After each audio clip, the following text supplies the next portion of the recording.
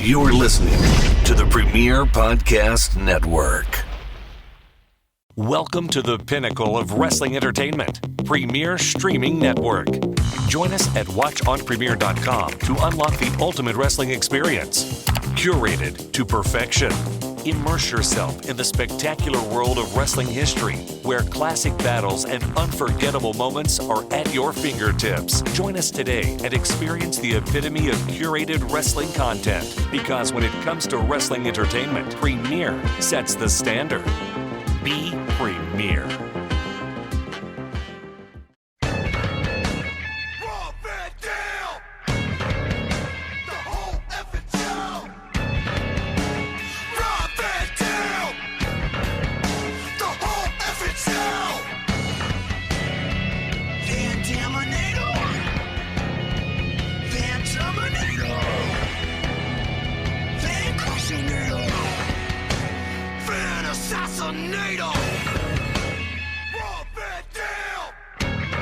Hey, what's up, everybody?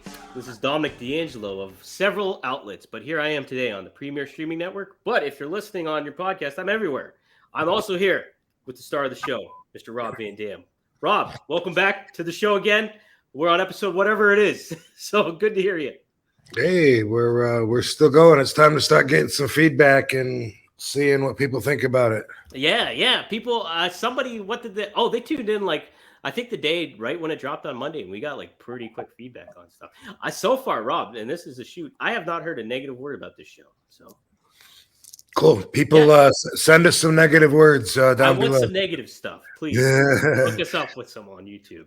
So, so I guess I'll kick it off with a little bit of like somber news. Iron Sheik just passed away. What was your interaction with him? Did you have a relationship with him at all, or how'd that kind of lay out for you there? Yeah, so first off, I gotta point out a lot of people mistake the original Sheik for the Iron Sheik. When I say the Sheik trained me, there's a lot of Sheiks, but there's one original Sheik and there's one Iron Sheik, and they're two different people. I watched the Sheik growing up. He was at my first live shows, when it was the WW, what used to be F, way back in the day. I had gotten to work with him quite a bit and got to know him enough.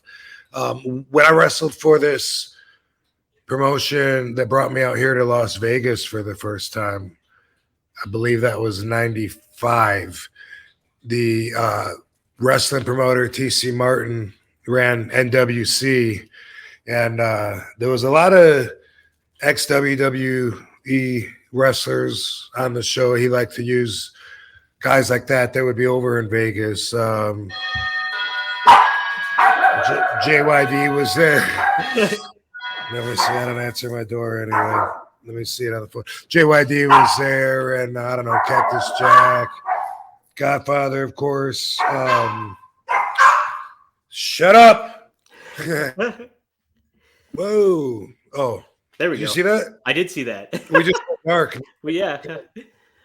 So it just lagged for me. Wow. I didn't see it go dark.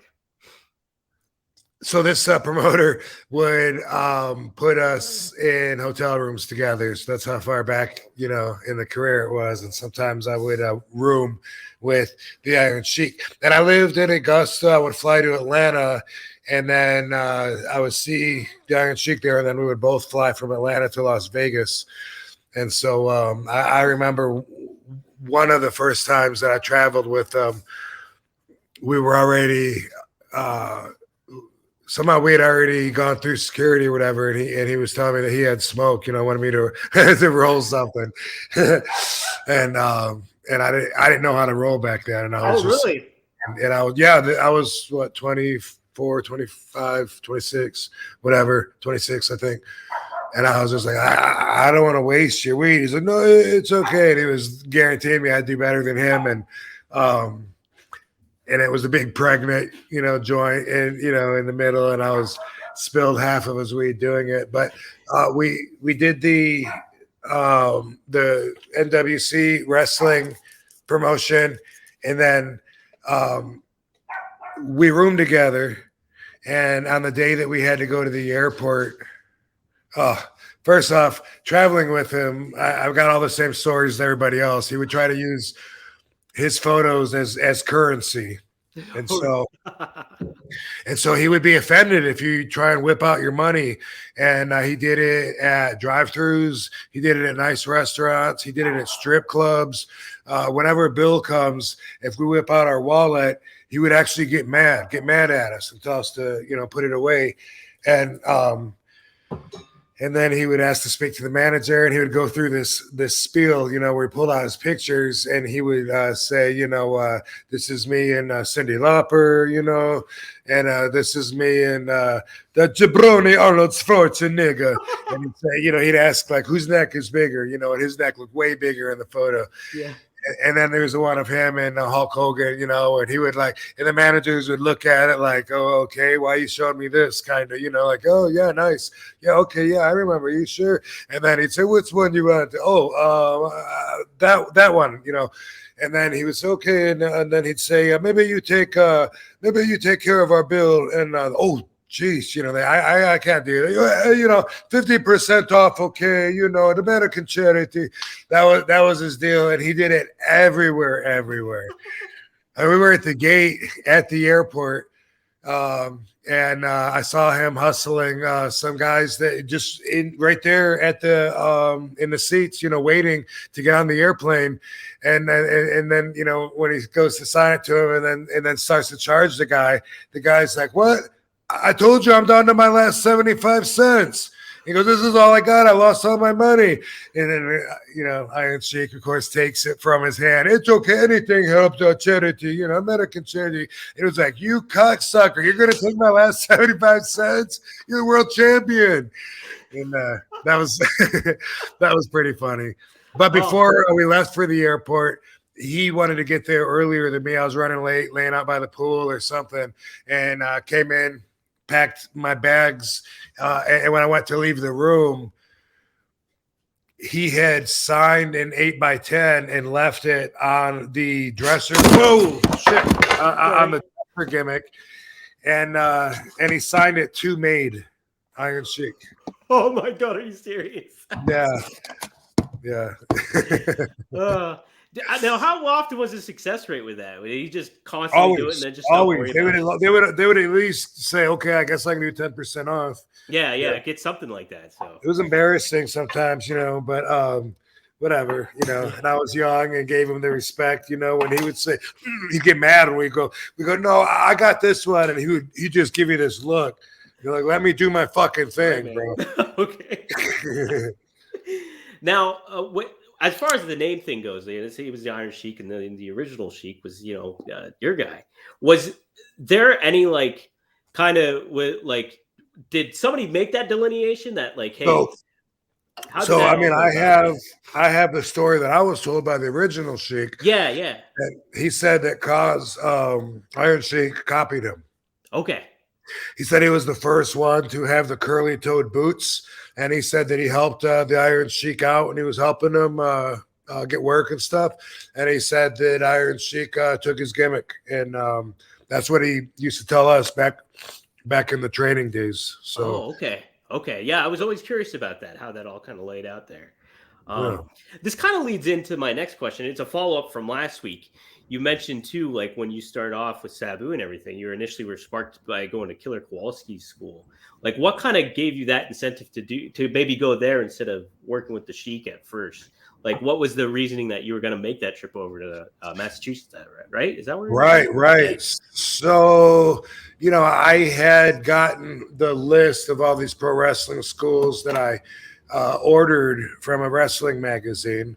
I sent them $5. They sent me this list, and there was 40 some schools, and then I think there might have been one in Hawaii, a couple in Canada, and there was some phone numbers and there was some addresses. So I was corresponding to the ones that had the addresses, and I would call, and I was going through the whole list while I was still in high school because I was going to be a pro wrestler. Yeah. And it was when I was still 18, had graduated high school. I talked to a bunch of them, you know, and when I talked to Kowalski, he sounded like some of the things that were important to me when I was looking at wrestling schools were, one, the tuition was important, you know, because there was a huge difference between $2,000 and $10,000. You know what I mean? Right. The credibility, you know, of the trainer. Who has he trained? How long has he been around? What's he done in the business? And another thing that was important, you know, was how long would the school take, which I learned was totally going to depend on the individual. The person, yeah. That was the one thing I didn't like about Kowalski. When I asked him, anyway, I ended up taking a trip to go see Kowalski, bought a plane ticket, first, you know, time going by myself anywhere, flying to Boston, and it was all arranged. Kowalski picked me up from the airport. He was so cool. Took me to his school. He was training me and stuff. And I asked him, how long, you know, does your school take, you know, till the course is done? And he said, you're never done. He said, you're always learning. And I was like, oh, that doesn't sound very good.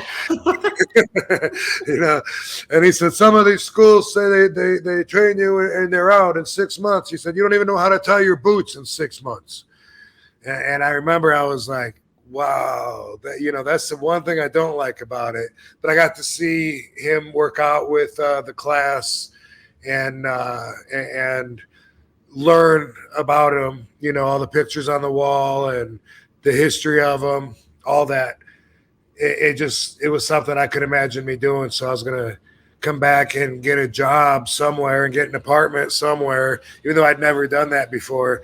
But that was my plan to make it work. So as luck would have it, I was saving up for that when I found out that the original Sheik only lived 45 minutes from my parents' house where I was residing, and that I eventually learned that he and Kayla Kowalski both got trained by the same guy who was Bert Ruby.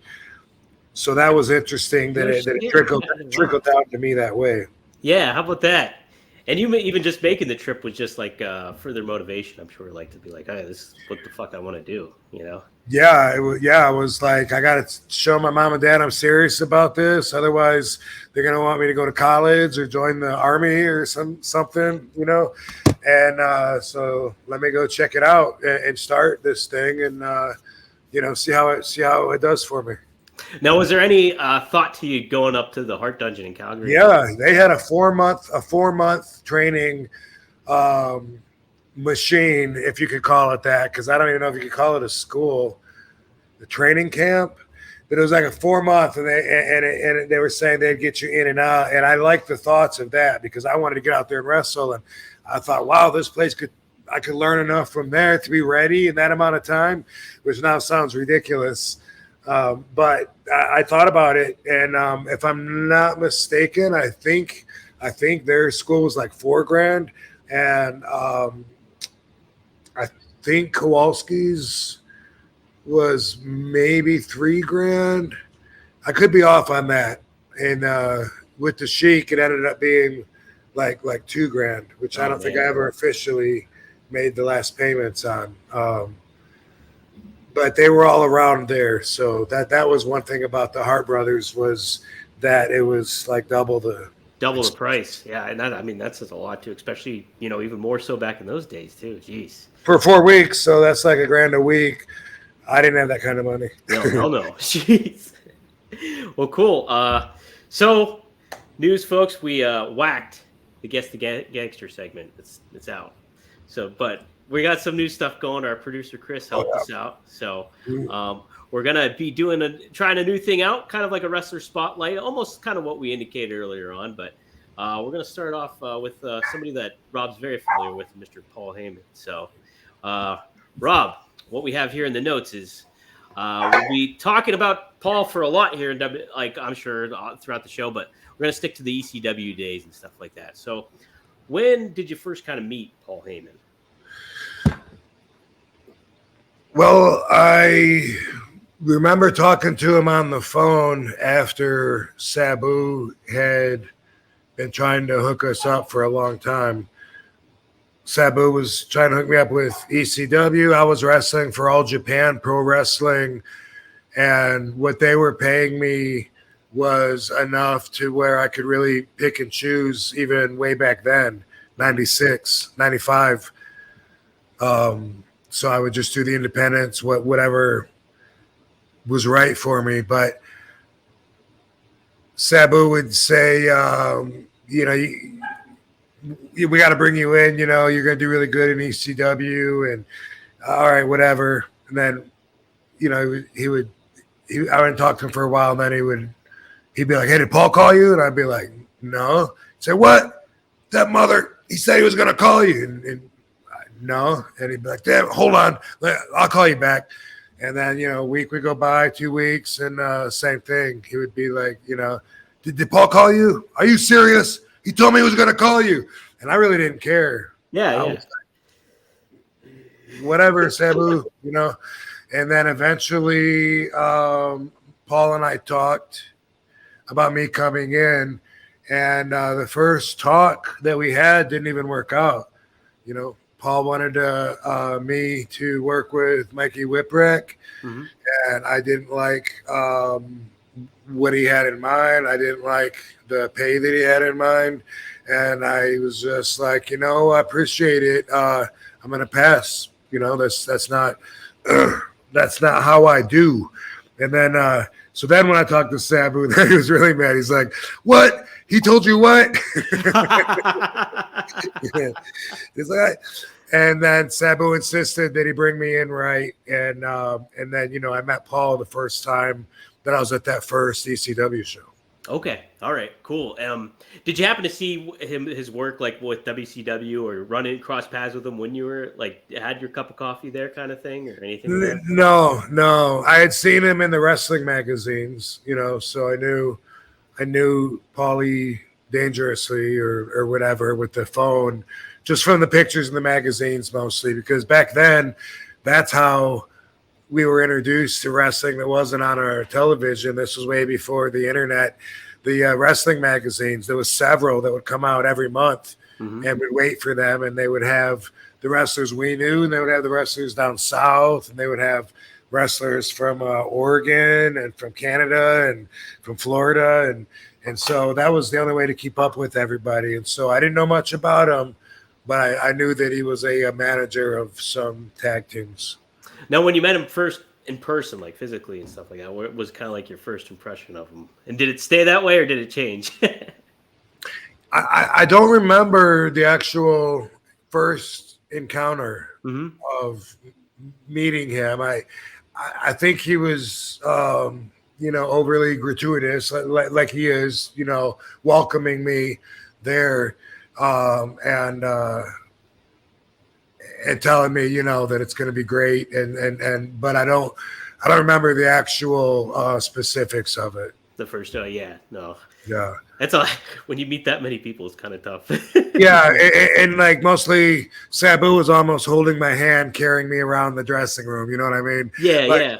Like I was in Sabu's clique, and that made, that was all I needed. That was my purpose in the industry, prospectively. So definitely my purpose in the company. So my ego took that as saying, okay, me and Sabu and whoever else Sabu chooses is going to be on our own elite level anyway, so all these scrubs below us, it's like, hey, yeah, good to meet you. See you around. I'm going upstairs. Yeah. I got the connect, baby. Yeah. All right. So Sabu was always telling me that, since the first day and before that, he was saying, most of these guys, they don't get booked in other places like you and I do. They don't go to Japan and this and that. Most of them, they just work around here, so they think they're better than they are, but the crowd likes them and this and that. And so he said that from the beginning, and then that was the filter placed on everybody, So then there's these guys over here, they think they're really good, they're all right. There's these guys over here, and I remember Sabu pointing everybody out to me that way. So I always had that perspective of the pecking order, especially after I had my first match, and everybody afterwards. Not my first match. My first match was Sabu, I guess, and then walked back, and everybody was standing and clapping, and I didn't understand. You know, I was like, what are they doing? Like, that was weird to me. What the I fuck? seriously didn't get it. And Sabu said, "Oh, they're doing that because they love their match. They that was like way better than anything they ever seen here. It's, you know, you and I do that stuff all the time, but they're not used to it." And I was like, okay, that was the tutelage that I had. I can imagine it almost being like, when they do those high school movies and like the new kid comes into the school and like they're like, okay, those there are the geeks over there, those are the jocks. This is like this one. Sabu's laying it out for you. Right. That's the Coke click. That's the pot click over there. All right. Yeah. So yeah, on your debut, you defeated Axel Rotten. Do you have any good memories about that first night being there or anything like that? I remember really trying. I mean, I was intimidated by the style, by the arena, by the crowd. Mm-hmm. It was a big task to handle, to be ballsy enough to go there in front of that crowd, and, you know, with my ponytail and electric taped wrists and say, you know, I'm a martial arts master. Look at this and be amazed, you know. And it was, I mean, that's how I felt. And I remember like at the beginning of the match, I did this like round off, then like a jumping, spinning round off, like an inward crescent kick just to warm up, something I used to do to show off before my match. And Axel was like, sarcastically clapping, and I was like, "Oh, it's like that, huh?" Like that really set in, and I was like, "Wow, he's shooting." Yeah. So you know that crowd was so opinionated, you know, they loved Axel, so that was intimidating because I was used to being the baby face that everybody would cheer for, and so yeah, I had to really change my game up. So before that first match, I was making a list of moves, thinking of what I could do with a chair. You know, maybe I could throw the chair up and then like do a jumping, spinning back kick and kick the chair into someone's face. I'm going to try that. And I'd like write it down and just like a bunch of other moves. And, you know, he had the baseball bat that was wrapped in barbed wire. So I was like, what's he going to do with that? Yeah. You know, well, what's going on there? And, you know, afterwards, I don't think I really knew if I got over or not, really, from what I remember. You know, it definitely wasn't like I nailed it, I got a job for life here. Right. It didn't feel like that at all. No, and it's like with a crowd like an ECW, like Philly crowd too, you're just like, okay, it's gonna take a little bit of fucking work. That's all in hindsight, but I mean, it's like, oh my god, thinking of the match, I quickly trimmed some of the stuff out that worked in other promotions, like the karate chop on the top of the head. Yeah. Yeah. You know, some of that stuff that would might get over in Hazelhurst, Georgia. Right, but maybe not in South Philadelphia. Trim that out and throw some stiff kicks in instead. Right. All right, so let's fast forward to 1997 and the birth of Mr. Monday Night. Yeah, how was that all kind of laid out for you? Who came up with the whole Monday Night kind of gimmick for you? Well, it had to do with the ECW having their first pay-per-view, Barely Legal. Mm-hmm. Yep. In 97, and not having RVD booked. So I was offended. I'd been there, I don't know, a little over a year, I guess, and I'd had Sabu telling me that he and I are the best there long enough to where I believed it. And so I was thinking, you know, this is wrong. You know, I walked out of places because I felt that. You know, I walked out of South Atlantic in 92 because they didn't have me booked on all the shows there and they weren't doing much. They weren't drawing. I was only getting $50 a night, and I'm not even on every show. And I'm the one from out of town, and these other guys are local. And I was like, you know what? I think I'm going to go home and see what else comes up. I left WCW in 93. Same reason. I didn't like, you know, what was going on. Wasn't making that much money. So, you know, here I am. And I forgot what I forgot what we're talking. We're in 97. All right, so they don't have me on the pay-per-view, and I'm thinking, I had around that time, maybe slightly before, or maybe it was during this. It was right around that time. I went to a WCW show that was in the town where I lived in Savannah, Georgia at the time. And I went to see Scotty Riggs. Maybe Louis Spicoli might have been there too. I think he was part of NWO. Some of my friends and Eric Bischoff stepped aside with me and personally offered me a job. So somehow that got out online instantly. And then the industry knew that I was going to be leaving ECW for WCW because that's what you do.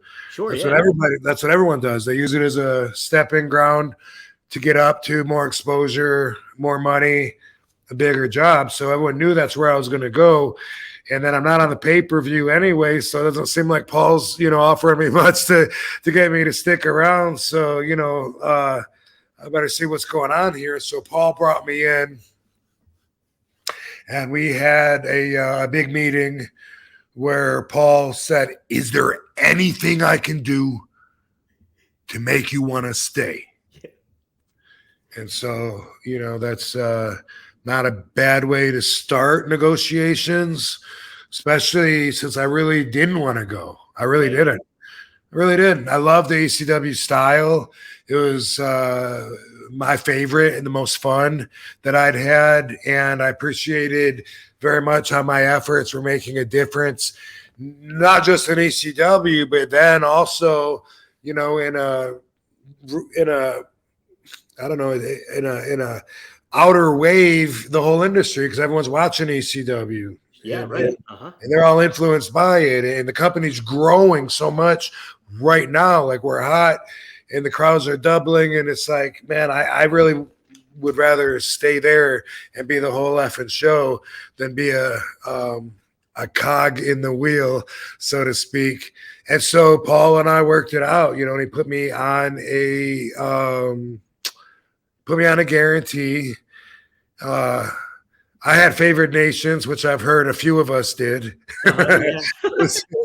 I've heard recently. Yeah. But he also had the idea, everyone thinks you're going to go to WCW. What if you went out there and said, "Yeah, I belong on Monday nights where all the big stars are. You can expect to see me there. But what if we throw them a swerve and get you on Monday night?" He always had that look like, yeah. Yeah, Paul, what do you mean? On Raw, I'm like, how are you going to do that? And he said, let's just say Vince owes me some favors. If I could do that, if I could put you on Raw and just for a few weeks, just long enough to however long the angle lasts, and you would be on Monday Night Raw, and you would be on ECW here, and you would be on the spotlight. The business would be around you. You'd be the center point, plus all the money and shit. And that's how we worked it out. I was like, you really can do that? I had no idea about his relationship. None of us did with WWE. We didn't know that he was working for them. I sure didn't know that he was selling me to them without me knowing, right. Which ended up being the case. Although he told me and Sabu and Dreamer and everyone who eventually became a part of this invasion angle told us all, they don't want us here. Watch your bag. Don't leave anything unattended, and watch your back. And anytime something don't smell right, boom, mention it. We're out of here.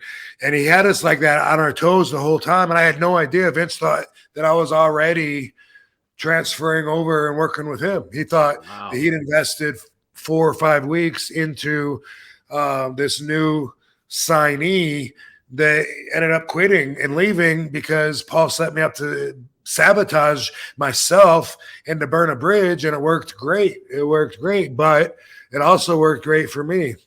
Yeah, you got the spotlight and all that stuff.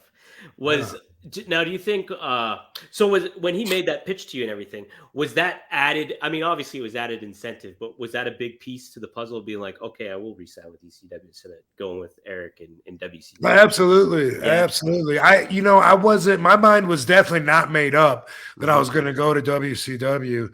I was having these. It's funny. We just talked about this on Disco and Conan's podcast. You? Nice. Yeah. During this time, so Bischoff made the offer to me, man to man, face to face. He talked about 3-year escalating pay, boom, boom, boom. DDP followed up, and he would call me, Diamond Dallas Page, and say, "Yo, Rob, Eric's got these hot ideas. This is going to be insane, bro. You got to be part of this." And he was telling me, my Paul Heyman and my DDP sound a lot alike. They're pretty damn good, though. I'm like, when you're doing these, bro, like, yeah, bro, you got to get on this. And he was saying that Eric is going to make these Mortal Kombat characters and put a lot into it, and you need to call them. And I would just say, okay, whatever. Just like when Sabu said, "Did Paul call you?" And I would say, "No." Same thing. A couple of weeks ago by, DDP would call me, bro, and he would say, "Yeah," and he would say, "Did you talk to Eric?" And I was like, "No." It's like, "Bro, give him a call." Like, oh. A couple of weeks ago by, DDP would say, "Bro, did you call Eric?" And I'd say, "No." And he'd say, "Bro, what? I told him you were going to call him. Like, what? Do you not want to do this?" And then finally, because he's like, they're going to put a lot of money into this. It's going to be changing the lights. There's going to be a bunch of characters like right out of the video game. And he's like, "Do you not want to do this?" And then finally, he asked me how I felt about it. And I was upfront enough to be like, I don't think I'm really feeling wearing a mask, and being a character. I kind of got, several years invested into this RVD guy, Yeah. He's like, "Bro, why didn't you tell me? You wasted all this time." And I was, I don't know, but that's what happened. And then I wasn't anywhere near sure that I was going to go to WCW. I was definitely on the fence. And then Paul said, "Bro, not only can you go to ECW, but we're going to start fucking paying you on a guarantee, taking care of you, giving you opportunity to make more," which didn't happen with the pay-per-views and the royalties on the t-shirts and stuff. That was the part that didn't happen, but they were paying me though. So I wasn't, suffering. And also, of course, the whole thing with jumping the fence and being on WWE's television without having to compromise who I was, boom. I mean, yeah, that sealed the deal right there. Like, you're really going to be able to do that. I'm going to be able to be myself and go there and say, "Hey, I'm ECW RVD, Mr. Monday Night." It happened. Yeah. And you got that main spotlight, and you didn't have to be like a like parody of Scorpion or nothing like that when it comes it was allegedly it was going to be Glacier, but Bischoff now. So you were going to be I was going to ask, were you going to be? That's what DDP told me. When Glacier, what's his name? Ray. Is it Ray? Yeah. Anyway, Ray Lloyd? Ray Lloyd? No, something Lloyd. That sounds right. Is it Ray Lloyd? That's off the top of my head. He's a nice guy. I met him a couple times. Sounds right. Yeah. Nice guy. Yeah. When he came out, I was still talking to DDP. We hadn't settled the matter yet because that was like after he'd been talking for 7 weeks. He was like, "Did you see it? They already launched the first one. There's going to be a whole bunch of them." And that was when I was, I'm good. So that was during that time. But Eric Bischoff recently, a year or two ago, I saw him in an interview respond to that situation, and he was like, "What? Rob Van Dam was going to be Glacier? Where did this come from?" And he had no idea. So when I saw him, I brought it up. Yeah, and it was like it must have just been DDP in the middle. They got that, confusion, because that's definitely where I got all my info from, DDP. And he acted like he was talking to Eric every day, like he was sitting with him at his desk or something. So I don't know how far up the plans went for that to happen in the big picture. You know, the wires got crossed, but man, taking all the facts in.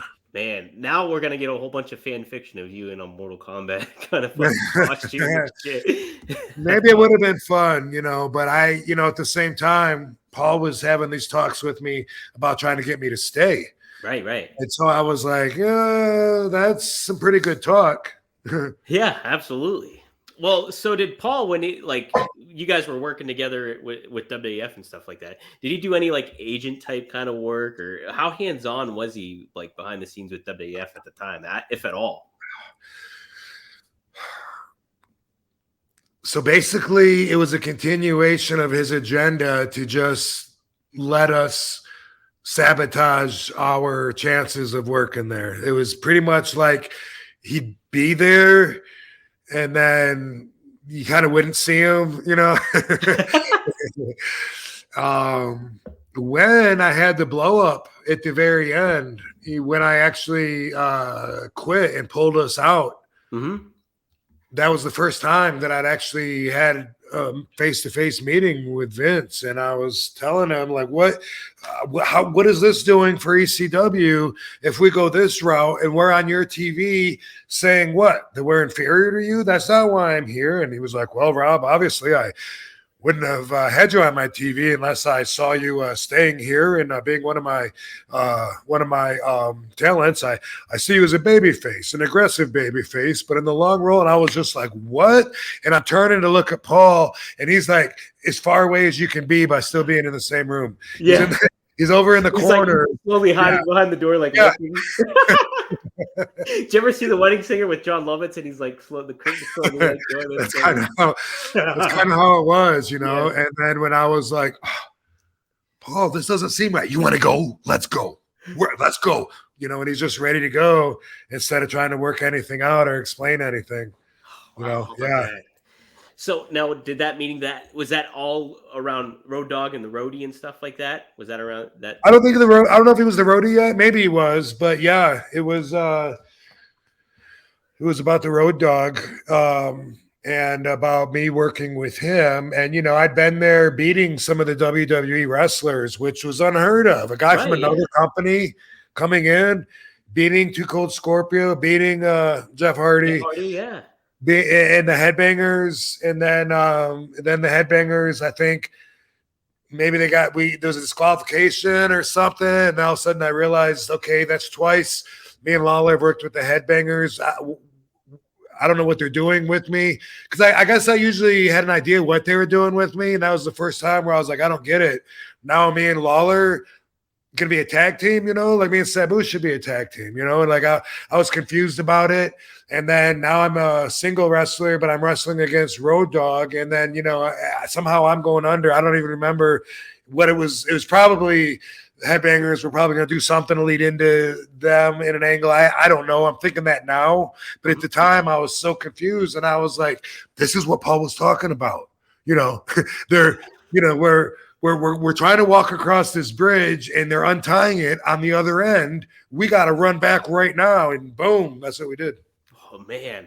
So when did it kind of dawn on you that this was all kind of according to Paul's plan and everything like that? Was there a certain moment where you'd be like, "What the fuck? This is," and it all kind of clicked for you? This is years later.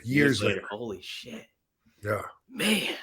Yeah. Oh my god. I don't even know, but I think it was after 2001, 2002, after I went to WWE and was the first ECW version during the Alliance. Yeah. It wasn't before that. Okay. Wow. That's wow. Yeah. Shit. So obviously the TV title got put on you and everything like that. How did your relationship kind of change? Got put on. TV title got put on. You got the W. You picked it up. You took out Bam Bam. How did that relationship change with Paul at that time and everything? Was it anything? Oh, he loved me. He loved me, and everything that I was doing. It was sounding genuine to say he had dollar signs in his eyes. It wasn't like I felt like that, but I was very much encouraged. I was always backed up, and he was always, hey, business is great. You're doing great. every match that I had was, he was arguably the best match on the card, regardless of who I wrestled against. And that was my goal. That's what I wanted. But obviously that's subjective. But we were growing. The gate was growing, and then, it was like, boom, we're getting action figures. We're getting, the magazine, whatever order that was in. We're getting national TV. We're getting pay-per-view, whatever. Like everything kept going. And even we were going to get on a real channel at the end there until finally it just like, boom, ended up not happening in the biggest way. But during that time, that was the most fun I've had in my career, where week by week, I was trying to outdo myself, trying to find a way to outdo my last stunt by making it more extreme, learning a lot more, obviously, just through experience. I mean, when I went there in 96, I'd only been in the business 6 or 7 years. So it's not like I was even a 10-year vet yet. I learned how to put everything together there and in Japan. Man, yeah. And, well, too, we mentioned this. Mentioned this last. We mentioned this last week is about you kind of feeling the confidence and getting the confidence around the time with WrestlePalooza, and this was a little like 98 and stuff like that. At this time too, when you were starting the TV championship reign, like how much and you were talking about this too, like a lot of the creative freedom that you would have. Did Paul give you pretty much a good amount of carte blanche creatively to do what you wanted in matches and kind of tell the story how you wanted to? Yeah, he did. He did. He did, and even like in WWE, a lot of times that would be the case. Like if Arn Anderson was my agent, he would just come up and say, "Hey, man, it's you and Road Dogg tonight. You got 6 minutes. We're gonna start with him in the ring. It includes your entrance, so you really only got like 5 minutes." They were talking about they'd like to see a frog splash. Is there? You got any ideas? You got anything I need to know about? And that would usually be it anyway. And that's kind of comes with respect. Yeah, right? And trust too. Yeah, all that stuff.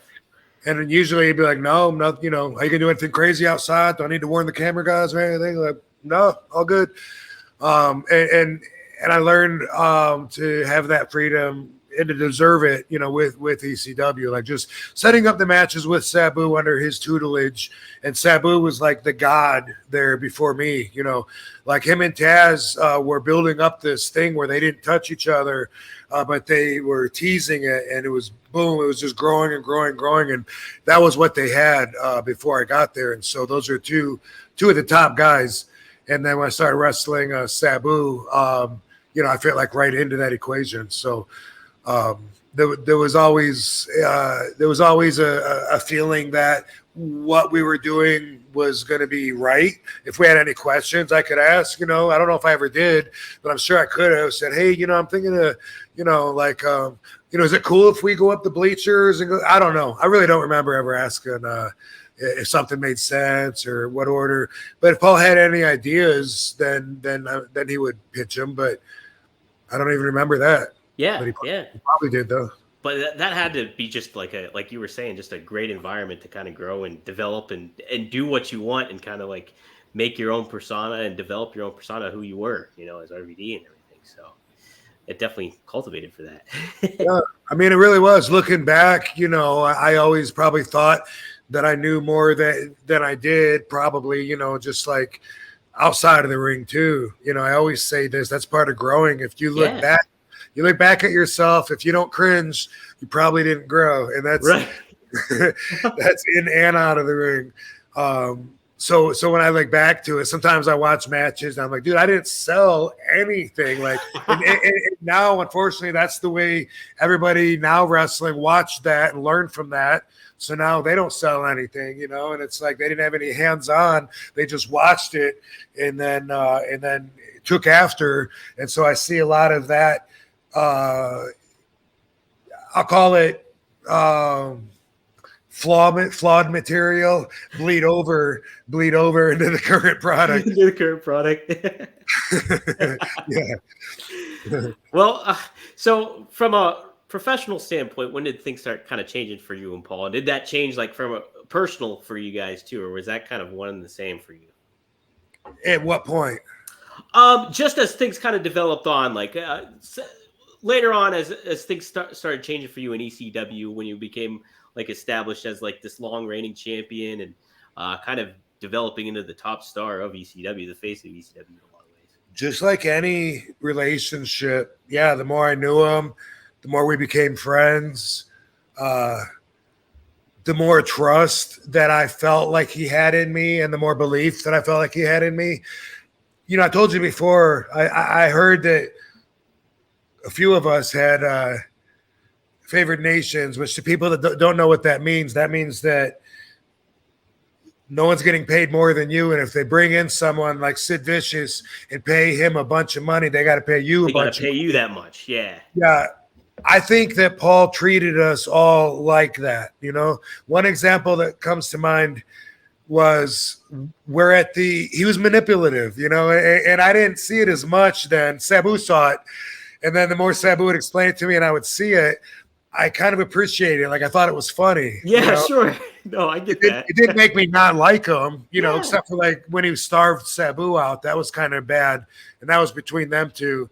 But besides that, I kind of thought it was funny because sometimes he doesn't know. Sometimes Paul would make a choice like, should I sell this really dramatically or not? You know, if I say something, I can say something like, Paul, you know, that guy still came over to my house and he still bothered me. And then Paul's got to make decisions.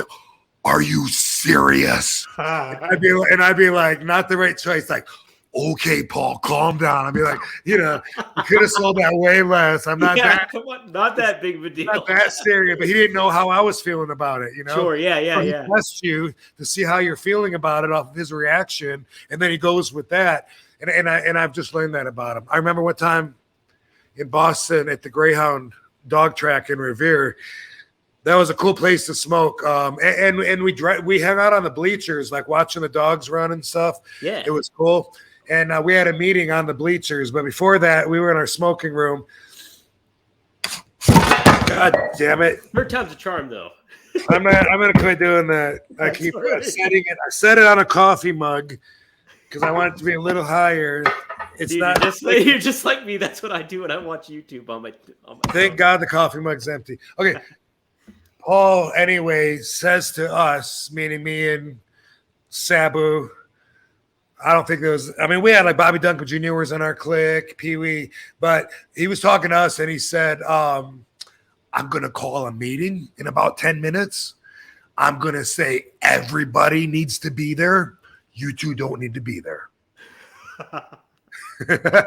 So that's just setting you up, you know, for people to be talking crap about you, you know. Sure, absolutely. Hey, we're Sabu and they don't need to be here. And then I'm sure Paul will be like, I don't know. Has anyone seen them? I told them to be here.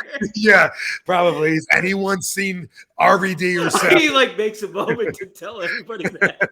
Has anybody seen Rob and Sabu? That's probably what he was doing. Right? We were like, okay, cool, we'll keep smoking. So, he was. I thought it was funny. I just, you know, like I say, except for when him and Sabu had a falling out, it was business. And then like he was banned. Like Paul would contact the other shows that Sabu was booked at and say, hey, you can't use him. He's under contract. And it was like he was starving him out. Like he couldn't work anywhere and Paul wasn't paying him. And that wasn't cool. You know, that was a really uncomfortable moment where I was trying to grasp the situation enough to know, like, what can I do about this, if anything? Right. Because Sabu was his top guy, and now he's in solitary confinement, and I'm the top guy, you know. And it's like, well, hold on, you know, like, should I be making some demands, or should I, you know, what's going on here? And it was, you know, it was a rough time. But besides that, I always thought Paul's shenanigans were funny.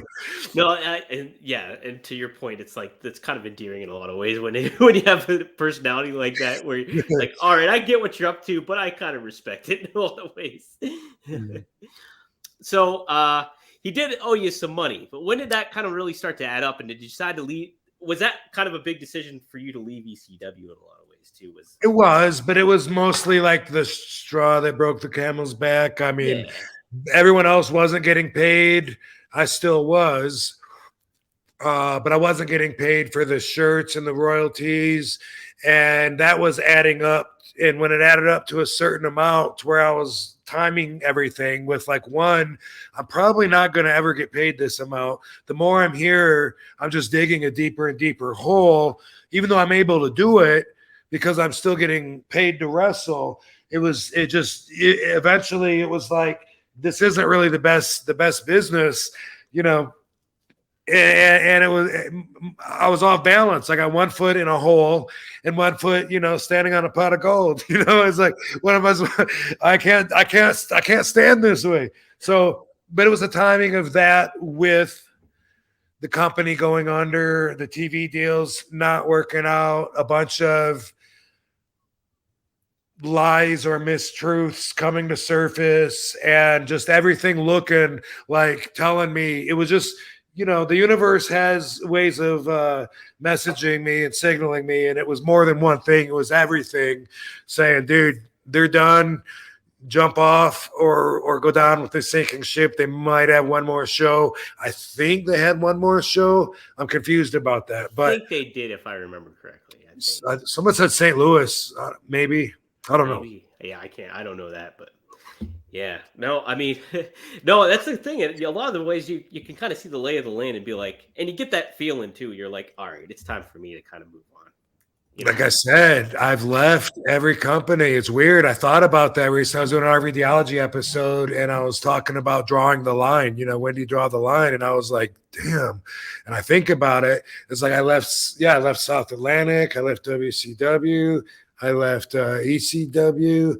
I left WCW. I left WWE. Wow.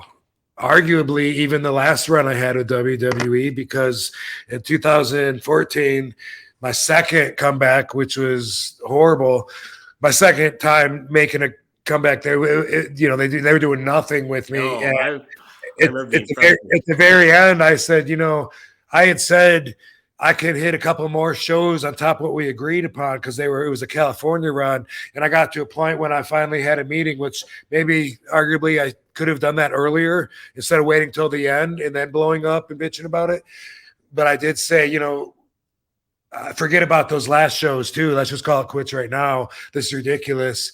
I don't know if I did those last shows or not, but besides that, I guess I walked out of pretty much like every stationary position that I could have been in because the universe was telling me that it's time. And that's something that I could probably sit and think of a couple of more times, actually, besides real jobs that I had as well that I quit because I was like, fuck this, and that's something, as I've always known when to draw the line. It's one way to look at it, to put a positive spin on being a quitter. But no, really though, it was just, like no regrets, being in tune with the universe, and definitely more so like way back when I left WCW, I wasn't trying to be spiritual. I was a decade away, 2 decades away from even thinking about that. Yeah, right. My spirit, but nonetheless, I always felt like I was guided. And so, that coincides with these facts. It definitely does. And it's like, yeah, you get that sense and you be like, you know what? This is the time. I'm out of here. Now, I don't even really a lot of the ways it's like, do you quit or is it just like what you just said? It's like you're drawing a line and it's time to move on. It's like, I never feel like I'm trapped. And I feel like people should adopt that perspective. There's always other choices, and people don't. It's easier to think that I only got one choice. Yeah. What am I going to do? What am I going to do? I only got one choice. No, you got name some ridiculous choices. Let's start there. You know what I mean? Yeah. At least you got to have the imagination to realize there's some things you would never do, but you could. If you think way outside the box, right. Yeah, no, that's ridiculous. But hone it in a little bit, and you might get a little bit more realistic here. It's like, right, what am I going to do? Quit my job? I got a wife. I got kids. I got these bills. Okay. Could you imagine you could quit your job and walk away and never work again, right? You could do that. If you can fathom that, then dial back a little bit. Consider quitting and getting another job, maybe, baby steps. Yeah, little at a time here. A little at a time. People feel that way, though. I never feel like there's not another option. There's always other options. You may not like them. They may not be the right ones to do, but I never feel like I'm so trapped that I've only got one choice. You only get that. Yeah, absolutely. It's good. It's a great mentality to have. Jeez. RVDology a little earlier. Let's see. Okay. Yeah. Out of all the bookers that you've worked with, do you consider Paul the best, or where does he kind of lay out there for you? Because I mean, like, he gave you that creative freedom, and then you see a lot of the work that he's does, did in ECW, then what he's been doing too with the Bloodline story and stuff. It's just like, he's got a good mind. But where do you kind of rank him? I don't even necessarily like the ranking kind of thing. I just think it's just like, how would you put him in perspective as a booker? I think, yes. I think, that as far as booking goes, in my opinion, I think he's the best. And that's also because I like his stuff in particular. He got a lot of pushback from the WWE office in 2001 during the Alliance. A lot of his ideas got opposed. Same thing when we brought ECW back for the Sci-Fi Network. A lot of his ideas were opposed. There was other bookers in the office that think completely different. They would think it's ridiculous to think Paul's got the best ideas because they thought the exact opposite and tried to stop all of his ideas. But I agree with that sentence that he's the best that I know of. Bookers and promoters can be separated if you want to look at the agenda and look at a booker as somebody that books the angles and the matchups, storylines, whatever. Maybe they book the towns too. I don't know, because that's a whole nother, how can I say he's the best at booking the towns? You know what I mean? Right. Well, that's different. And so now there's a writer besides a booker when you get to the big companies like that. And then the promoter, which a lot of times it's the promoter that books the towns and then is responsible for advertising the towns. So there's a lot of different perspectives. Usually what people in the business do, they choose the perspective that works best for them. So if it's a great house and you're the main event, then you take credit for it, like everyone comes up to you. Hey, thanks for the house. Yeah. No problem. No sweat. Thank you, brother. Hey, thanks for the house. If it's the shits and nobody's there, then you blame the promoter. And you say, he didn't do anything. He didn't advertise. They didn't even know at the gym 4 blocks away that we were here at the Civic Center in town. How could he have done a good job? We gave out the flyers. Nobody put the flyers out. And then any of those guys could then try to put some heat on the booker and then say, we had some lousy matchups. Nobody wants to see that crap. No one's going to pay and see that. Send me some stars, or this town is a spoiled town. They have wrestling all the time, and you send me the C team. There's always So if you split it up like that and think about it, let's say that Paul, with the agenda of booking the angles and probably writing, definitely my fave. Yeah. He's hard to argue against too. Very hard to argue against. Yeah. All right. So I just wanted to touch upon this next topic here for just a brief moment. But in the news, there has been some UFO sightings supposedly in your area of Las Vegas. Did you see this clip that I'm about to show? I think the cops they're showing the cam from the cops, and then they're getting the phone call, the 911 phone call. Did you see all that stuff? Right. And yeah, so they play. I heard the 911 call. Okay. Where they're saying there's these. They're not human. They're they're like 8 feet tall, 9 feet, maybe 10 feet tall, and they're looking at me right now in my backyard. And then the cop comes, and then and it's I just. Man, why would nobody film it? You know what I mean? Right. You got your phone in your hand on 9. You're calling. That's the part that I hate about it, because a lot of people claim they saw the light, they saw it go down, maybe crash. And so, I'm very interested in it. And there's a lot of things that I think we're not told about that happen. Yeah, I agree with that 100%, because it's just like, there's like, even when here, I'll just play the little bit of the clip here right now. But what happens is like they blur out part of the person's house too, and they're like, "Oh, it's private property and stuff like that." And I don't know if that's right. Since when is a yard unshowable? Yeah, when is that the thing you can't show here? So let me hook this up here. I don't want it to be too loud either, so we'll adjust that. Whether it was non-humans or not, it certainly scared the people living on this property. Oop. Now, before we show you that video, listen to their call for help. There's like an 8-foot person beside it, and another one's inside, and it has big eyes and looking at us, and it's still there. Okay, where is this on your property? In my backyard. I swear to God, this is not a joke. This is actually, we're terrified of it. So there's 2 people or 2 subjects that are in your backyard? Correct, and they're very large. They're like 8 foot, 9 feet, 10 foot. I don't know. They look like aliens to us. Big eyes. They have big eyes, like I can't explain it. And big mouth. They're shiny eyes, and they're not human. They're 100% they're not human. No, it doesn't. Doesn't that almost seem that he's being fed lines in a way? Like somebody's like, tell them that they're really big, or tell them that they look like this. I don't know. It almost feels like that to me. I don't know. I don't know, man. Some of his vibe sounds like a legitimate reporting. Like if you're trying to think, like, okay, what else can I tell them? You know, and he has red shoes, and you know, and he had a backpack. He's got and you know, it sounds like he's kind of like thinking of what info to be able to give them. I kind of like that as far as like giving some credibility, but man, why not take a picture of it, record it, and why wouldn't the operator also say, take a picture of it? You got your phone in your hand. You don't even have to, do something like that. You know, you don't even have to hang up. I don't think. No. Hey, stay on the line. Put us on speaker. Take a picture. Yeah. Do something. Yeah. Have you ever had any weird sightings or anything like that? No.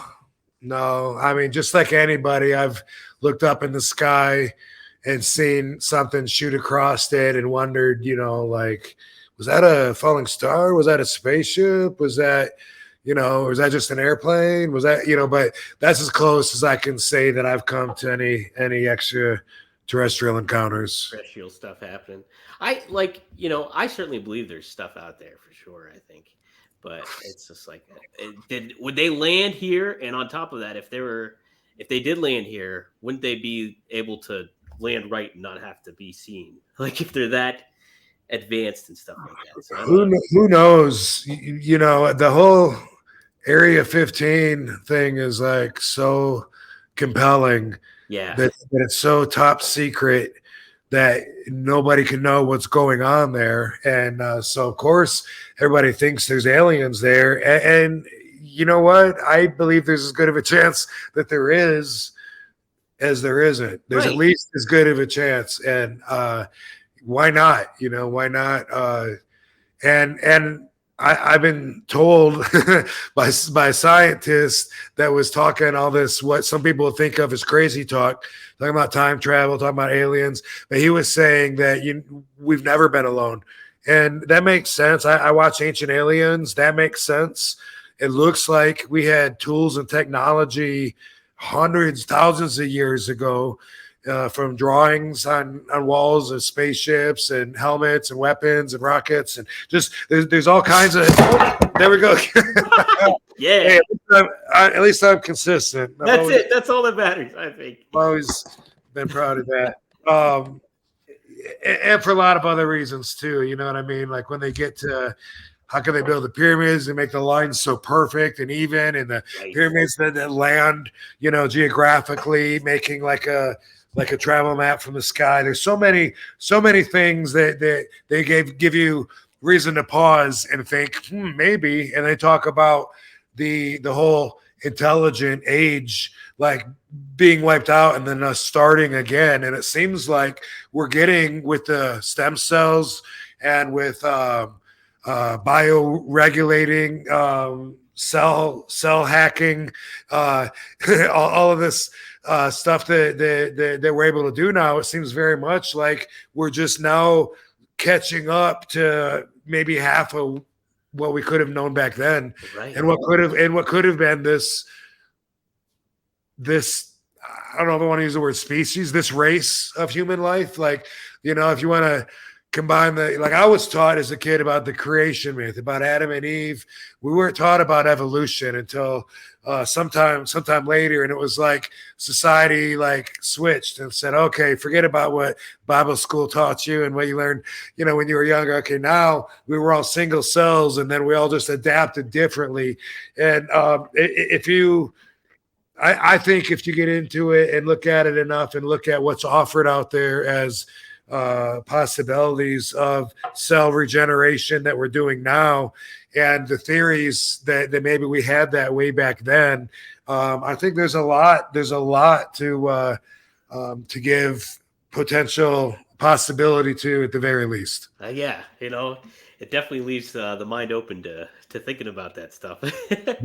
Yeah. Why not? I mean, and I've always thought, like, why couldn't God be a being, an alien, something from another planet, something we don't know? Like, why does it have to be this bearded dude that we all picture?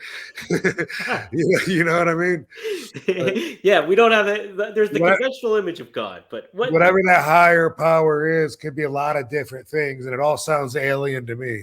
Right? Yeah, it's alien to everybody, right? As far as who knows? Except the priests. Yeah. They're best friends with God. That's right. They got it down. give him your money, and they'll put in a good word for you. That's right. I got the direct connect right here. Just hook me up. All right. So something alien territory. This is my weird segue into this. Is our what do we decide on? Rob Randam match coming up. Not so random this time around, but John Cena was an alien territory back in June 11th, 2006. It is the match I don't think you've ever really talked about, Rob. Right. No one's ever brought this up. Nobody's ever talked to you about this.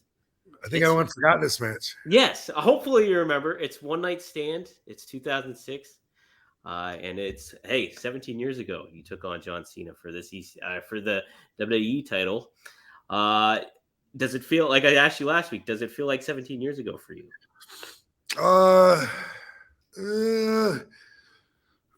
Maybe a few less. Seems like a long time ago, but I would believe it probably if you told me it was closer to 10. Also, if I didn't do the math in my head. Yeah. Sometimes it's like when you get I'm sure when you get more into your career, it kind of like, okay, that does seem like ages ago when it's compared to ECW. But now when you're in the thick of like the WWE, like echoscape or, environment, it might be a little bit like things doesn't seem that long ago. It goes by fast. The longer you're alive, the more time goes by quickly because you have such a bigger movie reel in your head now. Like when you're 1 hour born, that 1 hour, that's all you got. You know what I mean? Like that could, the first day could take forever. And then remember when you were a kid, like you go home from school and you didn't think like, oh my God, I only got 3 hours till the sun starts going down. And then I only got 1 hour till my favorite show's on. Like it felt like you could play all day. Like all day. Yeah. Go out in the neighborhood, go to other kids' houses. You had all day. And then summer vacation used to feel like it was like 4 years. Oh my God. Yeah. Yes. You come back from summer break and like you're wearing a different size shoe. Look at how some of the kids have changed, a little bit. It's been like so long. And then, by the time you're 52, years go by like bam, bam, bam. They go by like everything happens like so quick because you just got so much more experience to relate it to. I know. I a lot of the times too, I would compare it how I looked at wrestling. Like I would look like, hey, okay, 2001, and then you had 98. I was like, wow. So like the NWO was here, and now it's not. That seems like an eternity in between. But then you look at like, from now I look at WWE and like, I look at a Kofi Kingston match. Now I'm like, dude, he was here like 12 years ago too, and it's just crazy to look at him now, and it doesn't feel like that at all. It feels like 2 years that way. You talk about how you went to Vince initially to do like an ECW pay-per-view. What kind of gave you that idea? Was it the DVD, the success of the DVD that happened, or what really prompted? No, it was just the undying passion that I always had and never dropped, for ECW. Hey. I'm always fine with dog run-ins. Shut up. The whole time I was there, like the fans, certain fans would chant ECW, and then that struck us in the heart a little more. Like, cool, these guys have been with us longer than 2001. These are our real fans that know our story, our upbringing, and it just made like a deeper connection. And ECW was my favorite style. So like when I had the hardcore belt, I think I had it like 4 times or 5 times. It was like, dude, that was the closest being in ECW, and I loved it because I could think outside the box. I felt like I could show that I was tougher, take a little more punishment, be a little more creative, and I thought that was where I thrived the best. So for me, I always was happiest if I had a ladder match, because that meant, boom, hardcore style again. Throw the rule book out, come up with whatever, and do it. And so I never separated myself from that, even though I felt like the powers to be tried to pry my grip off of that a lot of times, and I just didn't let go ever. So that's why I don't know about the timing, why I particularly chose then, except for I was probably at my top position that I'd been up till that point. But I think it was just a thought that I'd had for a while, and I thought that he was going to say, here's the reason, there's got to be a reason that Vince doesn't do an ECW pay-per-view, because he knows those people chant ECW in the crowd, and he knows that a lot of us, I'm going to ask him, why, and I thought he was going to say, well, because I want people to forget about that, but he didn't. He just said, well, Rob, I think that'd be a great idea. And I was just like, whoa, what? And he said, I think I can make a lot of money with that. And I was like, yes, score, big W. And then I went around and told everybody, that was in ECW, like, dude, if I can talk Vince into having an ECW pay-per-view, are you interested? Taz said no, he was done wrestling. Come on, just one night. Nah, I can't do it. Spike Dudley was like, he'll never do it. No, Spike, I'm serious. Like, I think he will. No, he won't. Spike, just tell me, are you in? We need you, man. We need you. Yeah. Well, so I guess, this was obviously the second one. How deflated were you that you weren't able to do the first show? It sucked. Because of my knee surgery that I'd had, the only surgery in my life. Oh, man. I couldn't be at my best, and wrestle. And I was bummed, but I was really glad that the show happened, and it was such a kick-ass show. And my part of the show was very important to me, and also for me and my path. People got to see me talk that didn't know I could talk, and that was important. They saw I could be passionate about something, and that was one of those moments that goes down in history, even though I didn't get to wrestle on that first. It was a great pay-per-view, though, from top to bottom. I loved it. I loved it. I thought, what a great example of what ECW is for anybody that had no idea. They now can see it because we're doing it on Vince's stage, the grandest stage of them all. The presentation. Yes. So at the time when you won the Money in the Bank and everything like that, was this kind of in the works of the plans happening, or to beat Cena for the title at that point? Or was this like kind of bled into one another in a lot of ways? I don't know the difference in what you're asking, because I mean, it obviously like bled into what we were doing, But like I would talk to Paul a lot at this time, and he would be present in the meetings. I never was ever in a creative meeting with the agents and bookers, and he would tell me, this is going on. They're trying to veto this and this.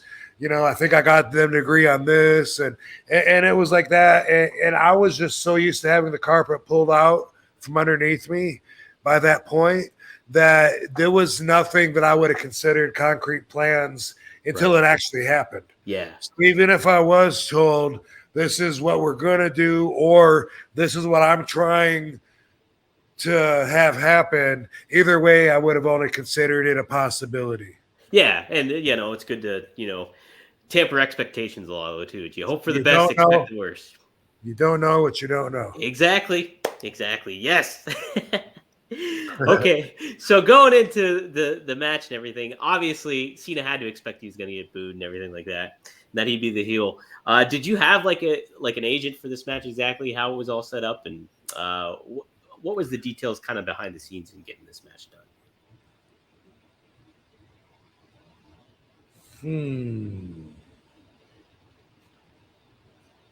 I honestly don't remember if we had an agent.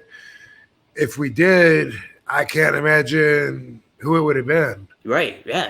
I'm thinking of who was there. You know, it wasn't Fit, it wasn't Arn, it wasn't Laurinaitis, I don't think. I don't really remember. Like, what I remember was that John knew what he was in for. Like, he knew that crowd was going to be roasting him. I don't think either of us could have known how hot it would get in to there. That level. Holy smokes. It was, my God. That was record breaking, you know, career record breaking. But he knew that they were all going to be against him and want to see him get his ass beat. And I remember that. And I just remember him being so cool with it, being such a good sport about it.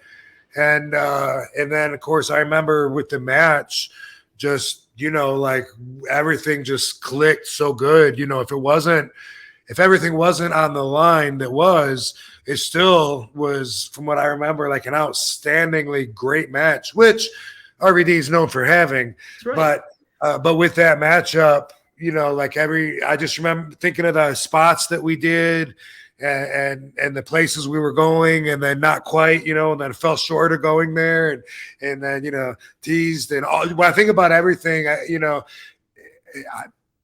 John was great. You know, he was great. He was the top guy for a reason. And I remember wishing at the time that Edge wouldn't have come in and helped for the finish. I remember thinking maybe that was just an ego thing. I might have just thought, you know, I should have, you know, just should have beat him out a square. Like, I didn't need any help because, you know, I'm at my best. I'm the whole effing show. You know, I'm back, baby. You know, that's what it felt like. Like, I was back. It's amazing how your mind and body and spirit are all connected. When you really feel good about something, boom, you feel good all the way through. Everything like follows it. And that's always so true. And at that point, it was, you know, I just felt like I was absolutely at my best, fighting for all the right reasons, the most passionate, the most I could possibly care about the business. It was my business, you know, and it was my fans, and it was going down the way I thought it should go down. Although I never really felt like until the very end that I knew what was going to happen. I didn't. Right. You know? Yeah. Even when I jump up for the top rope, 5-star frog splash, in my mind, every time I'm thinking, I hope I land on the turnbuckle. And I don't like go up there and fall short or go over or fall to the ground or whatever. You know, I never, you know, we talked about this before, but yeah, that's how I think, is like, nothing's written in stone, you know, so until it happens, it ain't happened. You just don't know. No, as a fan point too, from a fan perspective, I remember like Edge coming in and be like, man, RVD could have just done it on his own. You know what I mean? I definitely felt like that. But now it's like, you know, then the three of us had something going together, even though him and Cena had something, might have been a stronger angle going. I kind of get it more now. Let me put it that way, you know? Yeah. Oh, for sure, too. And it was ECW rules that beat him, you know, because normally you would, yay! Normally he would, King Kong Bundy, we made it. Normally you would get disqualified. Yeah. You know, but that was ECW rules, not just me that beat him. So I'm all right with it now. Yeah. And I love Edge, so why not? Edge is a good dude, yeah. He's still going too at a good level. Yep. How did it feel, Paul handling you the WWE title and you knowing that day too? Well, yeah, I mean, I guess you did. What we talked about, you don't really know till you know, but no. So what I remember about that, you know, like 1, 2, 3, like, oh my God, that really just happened. That's how I felt. Like I just, whoa, like I'm on top of the world right now. The coveted top seat. Yep. You know, in the industry, and like, whoa, and I did it my way, which meant so much more to me than winning it 20 times doing it their way. Yeah, 100%. Right? So what I remember is like taking that moment in and like, oh, there you go. Right now I was going to get choked up about that. But I remember, this is weird. Meds. That's all right. That's all right.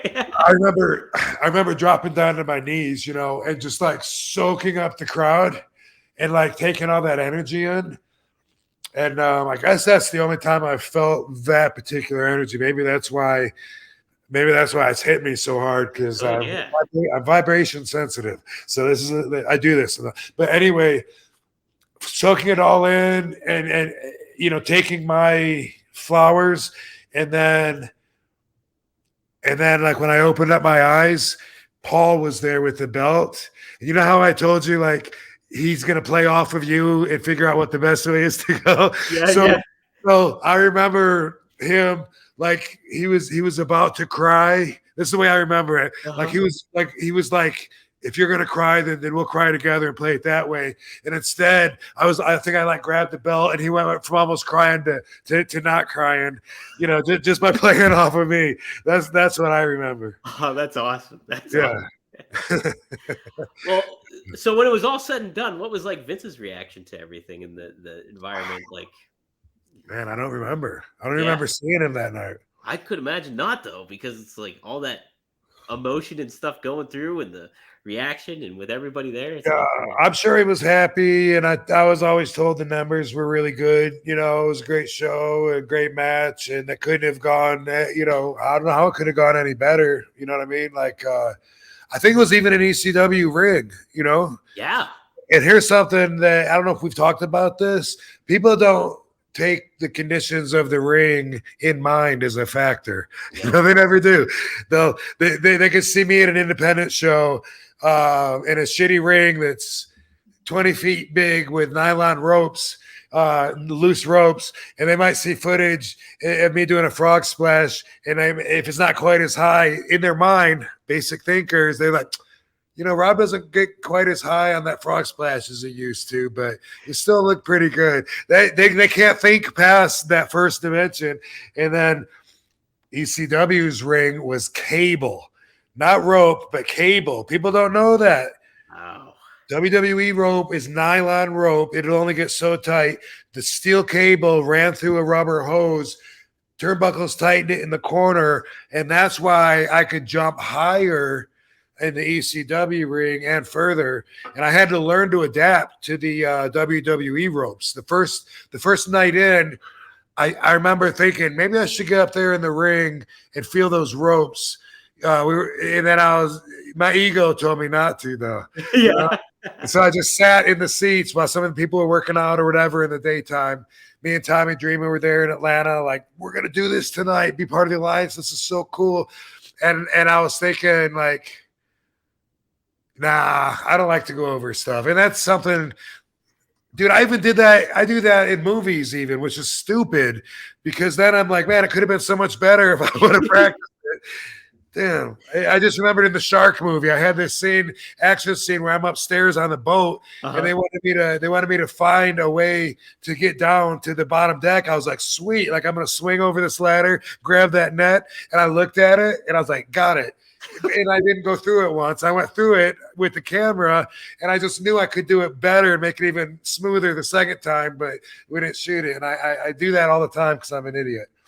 So that night, I went to the top rope and during the show and had to clear that 20-foot ring, not the 18-foot ECW ring, and do a Van Terminator to Kane with the chair. And man, it did not feel like I had a lot of room to spare. No. I barely like reached that chair and like kind of kicked it into Kane. I can't remember who was holding it or whatever, but I remember thinking afterwards, like, okay, I need to get in this ring and bounce on him a few times. Like that's the confidence that allows you to do some of the things I do and get places that I've gotten in life. But at the same time, man, a little rehearsal or practice isn't a bad idea, but it's usually not part of my ingredients. I visualize, and then when I go through it, I feel it. And usually it's like, bam, just like I thought it would be. It's not a good habit, but it's something that I know about myself. Yeah, no. And like you said, if you don't learn from yourself from the past, then you're not learning, you're not adapting. Right. And I do the same thing with the lines when I'm acting, it's like I should have, the first time I'm saying the lines is on camera, brothers and sisters. And I'm thinking, and then it's like the next time I might say, if we shoot it a bunch of times, I might change it, completely, Yeah. This is sisters. There you go. Yeah. Change it, and then brothers and sisters. And sisters. And I was like I should have played with it before I shot it. I'm a horrible actor. I suck. But that's the way I go through life. And I wait. And I'm zen 99% of the time. And then that 1%, I cram in everything I have to. That's all the work. That's all the stress. That's accomplishing, whether it's shit on my to-do list, whether it's paying bills, whether it's, packing for a trip, whatever it is that takes me away from my zen. I've always found a way to compact that into the littlest amount of time as possible, and therefore it's a very, very stressful, tense little compact time. Few minutes. I'm running around. Yeah, like someone's like, "Hey, I'll stop by before you go to the airport." No, I'm trashing my place, throwing everything around. Where'd my phone go? God, I just had it. Running around, leaving shit out. It's Benny Hill's music is playing because I'm doing this all the way up until 10 minutes before I gotta go. Right? Yeah, it gets in your It's a weekend. Yeah. All right. Would you, if you'd like, is this like, would you kind of consider this the biggest moment in your career that after getting that win? Because you did it on your own terms. You fucking, definitely, did how you definitely. wanted. And the reason, I said earlier, like that's the most coveted seat in the house of the industry. Besides that, the fact that I did it my way, and the fact that it never would have happened unless I was able to change the entire playing field to where my pathway was logical. And because the buildup for that match was my entire career. Right. Since me and Sabu were going through tables in 94, 93 or whatever. That's why all of that leading up to that, that's why that was my crowning moment. And thus, biggest moment in my career. Hell yeah, man. The hard work pays off, man, and doing it the way you want to too. It's just like that. That's even more. I don't think it ever would have happened traditionally, if I wouldn't have brought ECW back and been the right choice to be the right foot to put forward. It had to be me, and otherwise, I don't know that I would have been able to adjust enough to make everybody sitting at the round table happy. Right. Because it's like that whole ecoscape of WWE is just different from how things are structured. And it's just a completely different beast in a lot of ways. So, all right, Ask RVD. We're only going to do one since we're going long. SL Smith 96 asked this. This is an interesting one. What is your favorite singlet design of all time that you've had? Do you have a one that's like that's my number one? It's a thought question, which I usually am not prepared with thought questions. We could circle back around next week. I could get there. Well, no. I'm just explaining the show is one of a kind. So I'm here to share my perspective. This is consistent with RVDology. I don't have a favorite color.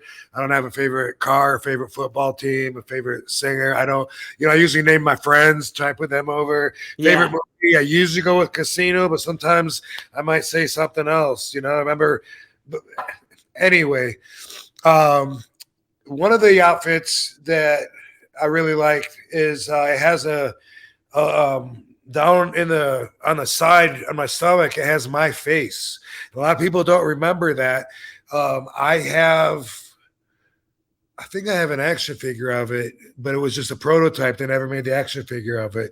But Joe Holland drew my face like a cartoon character, my face, and I think I'm pointing, like grrr, and it's like on the upper leg, like side. I just saw that on something that somebody was showing me or gave me the other day. But anyway, that one sticks out. And what's another one? I like the one that I wore when I debuted on. I think I wore that. I don't know. Maybe I didn't debut with this one, but it had all the logos of the different companies on it.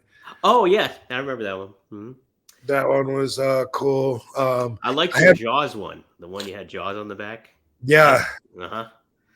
Yeah. There's a couple that I've only worn like once or twice, mostly because they faded. The one that I wore at the debut of the Van Terminator in LA at what was ECW's pay-per-view. I don't know if it was Barely Legal or what they called it in LA. I don't think it was Barely Legal. I know Chris would know. Whatever. I don't know. Chris is yelling at me right now. I can imagine. Let us know in the comments. Yes, that's what they're there for. But anyway, I wore a white outfit. And I think I've only worn that maybe one other time. And it's because it's white. Like it'll just get like so dirty that I can't very well wash that and keep wearing it. And most outfits, depending on how much paint, sometimes I can wear them 10, 15 times, sometimes like 1 or 2 times, and it just fades. The Iron Man outfit faded pretty quickly. A lot of them just fade like after the first time, just wearing them, and I got to send them back. And Joe said, yeah, he didn't set right on that. He knows what he's doing, and wow. It's a process that developed over years, like at first it was just a silhouette of me doing a sideways kick. Behind it with a lightning bolt, and that was my idea, and he did that one, and then it got pretty extravagant, where he was doing one of them that I wore. I know I wore it in the match with Doug Furness and Phil LaFont. And I also wore it in Japan, a match with Kikuchi, but it was like he designed it after a Japanese artist named Soriyama, and that's what was so cool about it, is like fans would know that, but it's white with like blue accents, and it's almost like the whole thing is like almost like ribbed, like layered, Whoa, yay, yeah. Can we make it 7? Let's go 7. One more time. This coffee cup is fired after this. Will not be used for this again. But for the length of the show, man, I got to keep it around, a union and everything. Right, exactly. You don't want to worry about that. All right, Rob. You ready for some RVDology? Yeah, dude. Absolutely. So if somebody wants to get a rub off of my energy, and they want to know how they can be cool like RVD.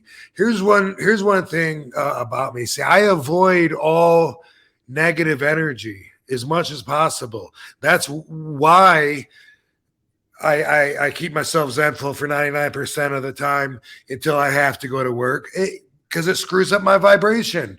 My goal, ever since I left WWE after that stretcher match with Randy Orton, my goal was to get my spirit healthy.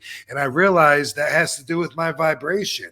And the higher I get my vibration, the better I am, the better person I am, the better I feel, the better my output, the better people see me. It's amazing. Your vibration is like everything. And people pick up on people's vibrations sometimes when they don't even know. They'll just be like, whoa, that dude looks shady. I don't know. I got a weird feeling off of him. Sometimes they don't know. And I've been asked before, Steve Austin asked me on his show, he said, now, how do you, if you're one of those people that can read people's energy, you know, he said, how do you go about doing that? Well, the first way is to read your own energy, to be cognizant of your own vibrations and pay attention to how they change around certain stimuli. Boom. All right. You're around that guy. He made you feel shady. Guess what? You felt his energy by feeling your response to it. So that's where it starts. It's all inside anyway. I had to make my spirit healthy, and my vibration became the most important thing, and it still is now. And that was in 2006 or 2007. I make all my choices around that, around how is it going to affect my vibration. Here's the thing: negative thoughts and negative feelings, they screw your vibration up. Every one of them.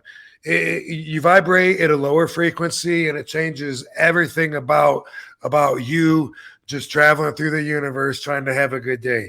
And that could be sadness. It could be worry. It could be depression. Whoa, yay. You got it. Boom. And it could be anger. All right. I avoid all of that.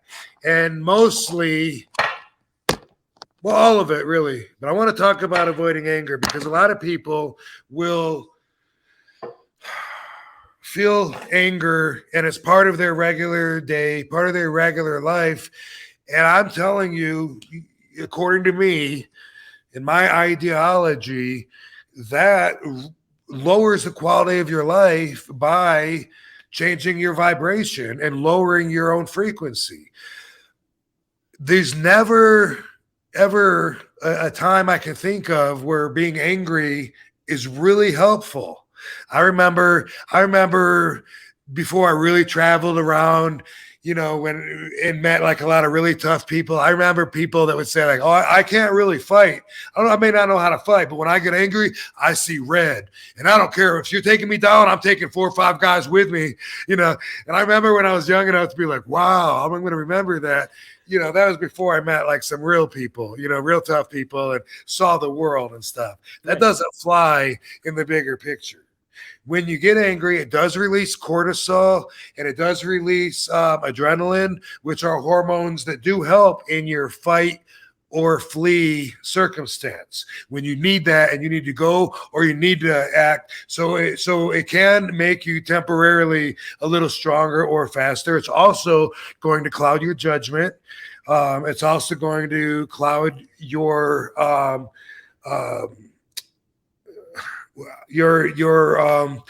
I'm trying to think of a better word than balance. Your sense of being, kind of like your articulation, you know, your ability, your just your ability to be graceful. Yeah. Anger does nothing except bring your vibration way down, and now you're angry and worked up, and you're not going to act out of your most intelligent state of mind. You're not. I've knocked this computer over 15 times during this show, right? Yeah. I could easily be like, God damn it, you know, and I could get mad. Yeah. What would that solve? It would solve nothing except it would change my vibration. Maybe I'd get over it real soon. Maybe I wouldn't, you know? So being conscious of that, I think, can really help a lot of people's lives. Like if people are listening and they say, you know what, Rob's right, I'm going to make an effort because I do get a lot of anger. Well, here's the thing. Even other feelings, they're all related. So you could easily be disappointed and allow yourself to be disappointed. But guess what? Disappointed can really change into anger like that because they're related. You know, watch this. Here's disappointed. Oh, really? Damn, man. And now watch how quick it changes to, oh, really? Damn, man. How many fucking times? You know, they're not that different, and they're both a negative vibration. And it's so easy for people to do. Now, if you have kids, sometimes you got to yell at them. Why? You try to intimidate them so that you can take their energy, so that they'll pay attention to you and be in a submissive manner, because you've just taken their energy by intimidating them. It's an energy control drama. And that's one thing that parents or adults sometimes feel like they have to do. I'm here to tell you, I don't do that. I don't get mad. I once in a great while, a lot of things will build up on me. And I'll be stressed out, maybe traveling for a few days, not sleeping right, someone annoying on the airplane that won't let me sleep because they're so loud and drunk. Yeah, maybe once in a while I'll reach a point where I'll be like, you know what, I'm going to say something. That's really stepping out of my comfort zone. And it almost never happens. Quick little story. When we were in Los Angeles for WrestleMania, I went to WrestleMania. I was part of the Conor Cure group, went around meeting different people that were members of the club, financiers, members of different status in the different VIP boxes. And Katie watched the show. It took so long to get there from the hotel, and it wasn't that far, but it's just LA. Oh, it's LA, yeah. Oh my God, it seemed like 35 minutes to go, like maybe 6 miles or something. It was ridiculous. It took forever to get there. When we were there, I was drinking, going from box to box, drinking mimosas. Hey, yeah, nice to meet you. Sure, we'll do a photo. Oh, for me, thank you. Someone after a while kept my glass full, and we took the bus back with the group, and it was quite an adventure. I'm sitting right behind the bus driver, and Katie and her friend were right across from me. And I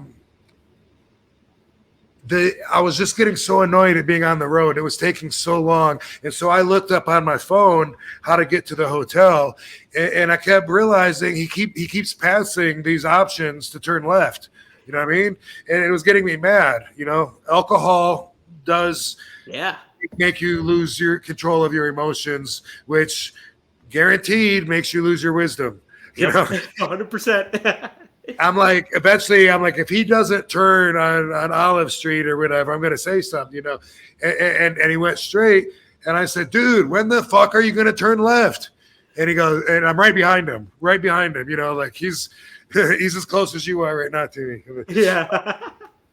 And he said, he's an Asian dude. And he says, he goes, let me drive. And I said, I'm just wondering when you're going to turn left. I'm watching this thing go from 14 minutes, 16 minutes, 18 minutes. When are you going to fucking turn? Katie was kind of embarrassed, like, huh? And I'm like, and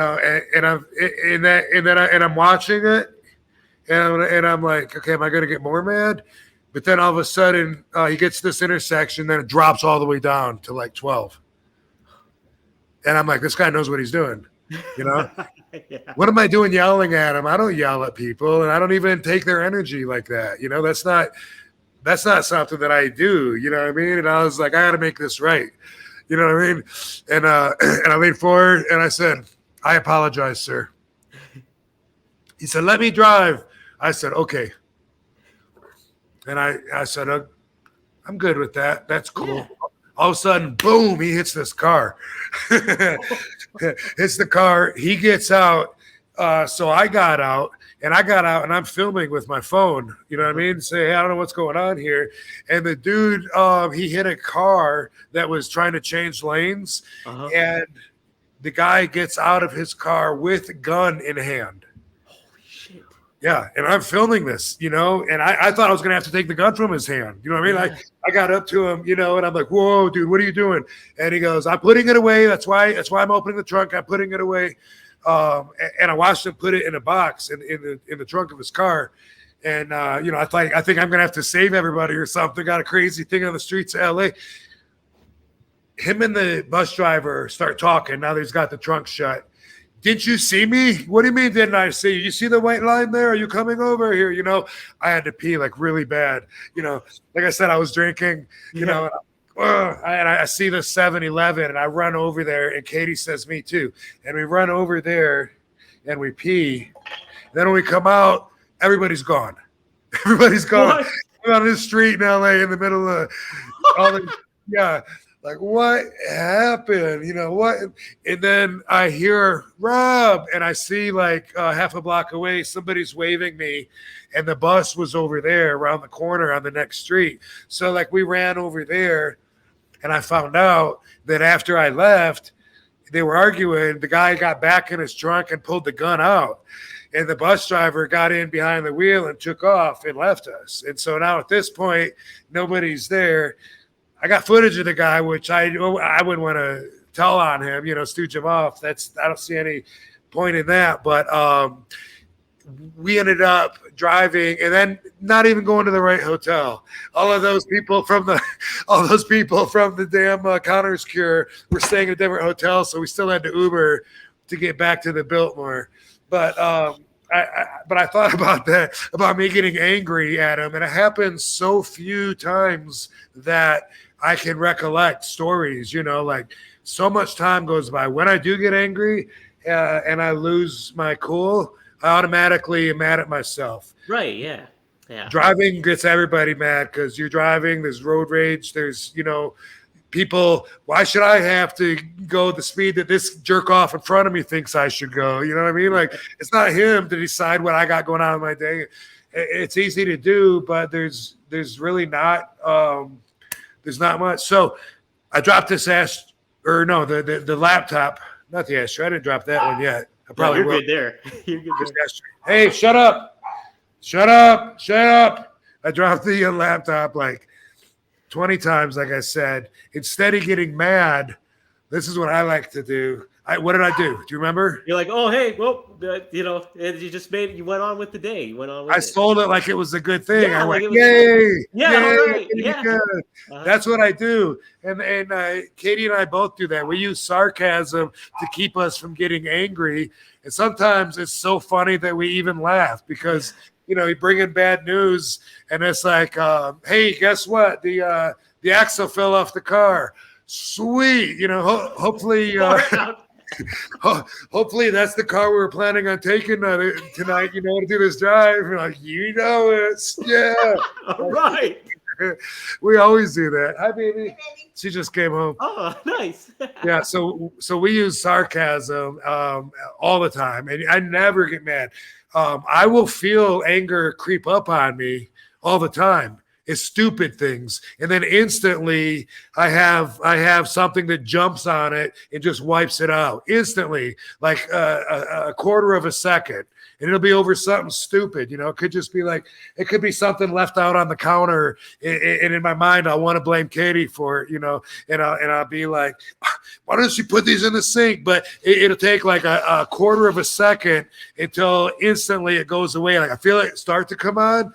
And then common sense kicks in, and then I'm like, I do the same thing. She don't do anything that I don't do. Yeah, right. I catch myself doing everything that I ever try to blame her for, and it's like it's so stupid. So there's never a reason that I can find where getting mad helps. All it does is make me regret losing my cool. I regret being that asshole because I think angry RVD is an asshole RVD. And usually I'll regret the decision that I made, whatever I said, or not being able to speak cool with a clear mind. Like, hey, pick a hand. Right. Yeah. Yeah. Exactly. No. So that's when you get those moments, like when you mentioned it, like a split second where you're just like, okay, I tapered it away. It's like, that's, you know, it's not that big. Do you immediately go to like, I got to think of, do you think about like, I've got to think of what I'm going to, how I would feel afterwards, or do you be like, I'm going to think about this in a humorous way or something? I've trained myself, so like it seriously doesn't even last like a quarter of a second. Wow. It's like it's like a little spray of something that hits me, and then right behind it is the hose spraying full blast in my face. And then I realized how stupid that was, that I was going to get mad. And it might be just at myself. You know what I mean? Like I might like, boom, say I knock the ashtray on the, over on the floor. And I'm like, oh, and then I go bend down to do it. And the computer also falls over. And now it's a big deal. For just a little bit, I'm going to be mad. I'm going to be like, good, because I feel like the universe is working against me. Or Right. to put that a different way, I feel like I'm not connected to the universe, which is true, which is why my vibration disconnected me. That's exactly what happened. I don't know if we can squeeze all that in right here, but it's very relevant. But anyway, stumbling around something like that, a lot of times I get that little taste of anger where I start to be like, and then instantly, it's just like, sweet. Whatever. Sweet. Hopefully the computer is broke, and I got to get a new one. Right. Fingers crossed. Yeah. Yeah. We do that 24/7. And there's really not an exception to it. Like once in a while, if we really do have news to break or so, hey, so-and-so died, Iron Sheik passed away. Did you hear that? Then we're not going to be like, oh, that's cool. Great. Right, yeah. Doesn't quite work, with certain things, but when it's us getting screwed over, or us having to something falling apart on us or our plans or something that's going to make more work on us or whatever, it's always the most fun, to say, oh sweet, I fell in the pool. That's great, Oh, nice. Yeah, I like that. It's awesome. I got my clothes away. Now I get to change it. Now I get to do more laundry and shit. Whatever. Yeah, you get it. So Oh yeah. maybe take a page out of my book and try that if you have anger issues. That's a practice. And like I said, I trained myself, so it's second nature. I don't have to think about anything. I despise being angry. Like I hate, and hate is a negative emotion too, but I really don't like it when I'm angry to the point of where it's the last thing I want. Everything is about my spiritual vibration, like I said, everything. So I avoid anything that's going to possibly make me angry. And if I have to do it, I deal with a short amount of time, and I might be very angry during that time. And then afterwards, I'm not happy with myself, No. Even if I feel like someone deserves it. Like, you know what? I'm going to tell this guy, to shut the fuck up sitting next to me. If I do, then afterwards, I'm like, that wasn't cool. What's the benefit of all that? Yeah. Yeah. You put negative energy out there, and then you feel negative in turn of it. But you know what it is? It's entitlement, and people feel entitled. So it's like, yeah, you're damn right. I'm angry. You're right. I got the fucking right to scream like an idiot and cloud my intelligence and say stupid things. I have a right to make bad decisions right now. Yeah, right. It's entitlement. Well, sweet. I learned a lot again. I learned last week too, and it just Hey, you didn't share with me what you learned last night. Okay, yeah, let me tell you. So it's kind of neat that you said what you don't know, because all in nonfiction is relevant. All of it. It all connects together. It really does. And so I was diagnosed with OCD back when I was like 17, and so a lot of my thing came with uncertainty and how to think about like living in that I'm not going to know what's going to happen. Am I going to become a certain person? Am I going to do something that's going to cause somebody's life to change in a negative fashion? And so I would always obsess over that. And I would always obsess about what's going to happen to me, what's going to happen. Even stuff you can't do anything about, stuff right? I can't do shit about. I don't have any control over. And, it took me years to kind of get that to that point to it, where, acceptance. Acceptance of it all. And my therapist, the one I currently go to, even she was the one that kind of put that. She's like, well, you just don't know. And she's like, you won't have an answer either way. You cannot get an answer from this.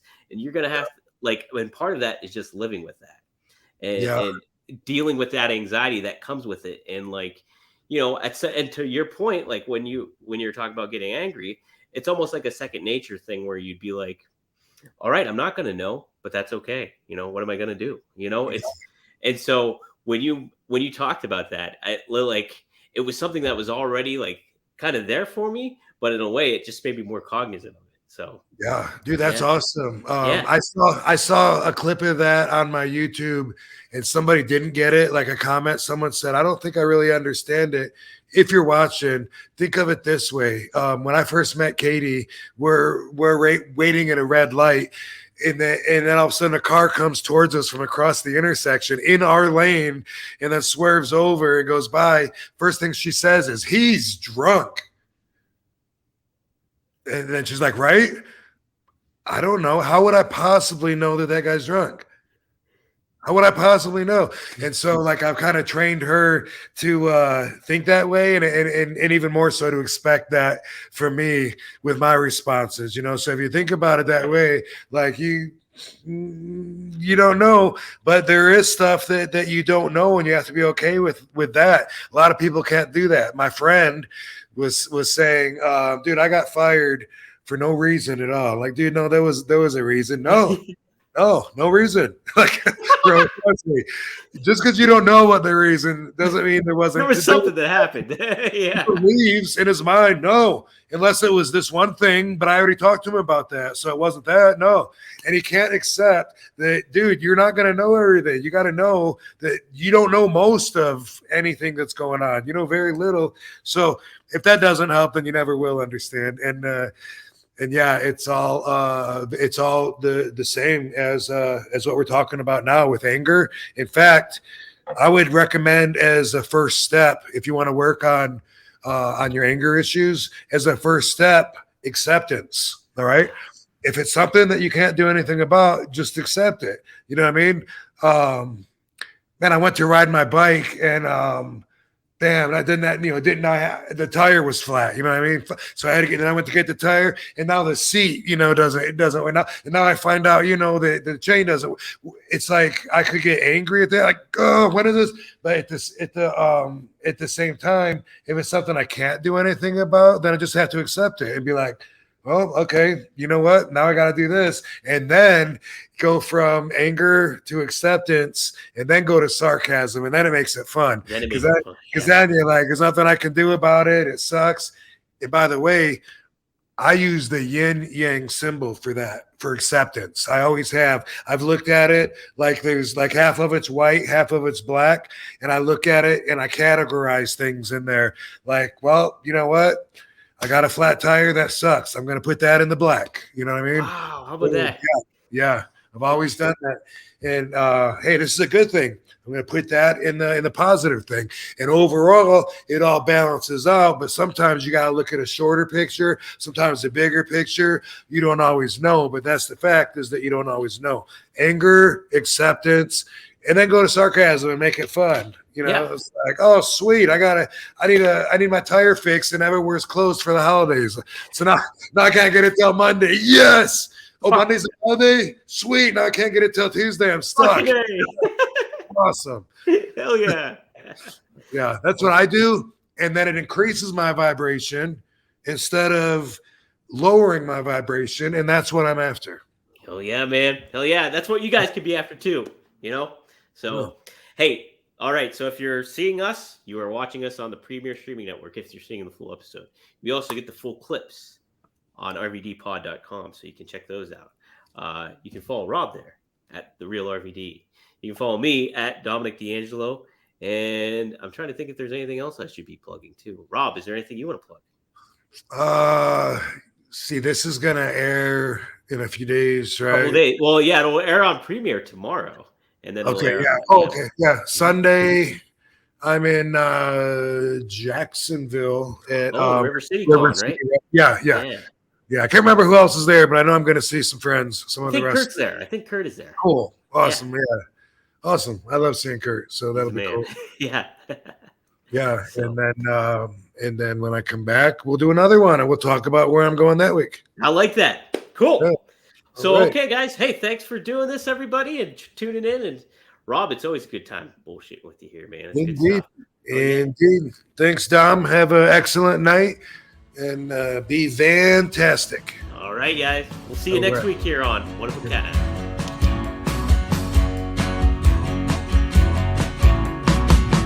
I was waiting for some kind of sign, some kind of indication I was wasting my time.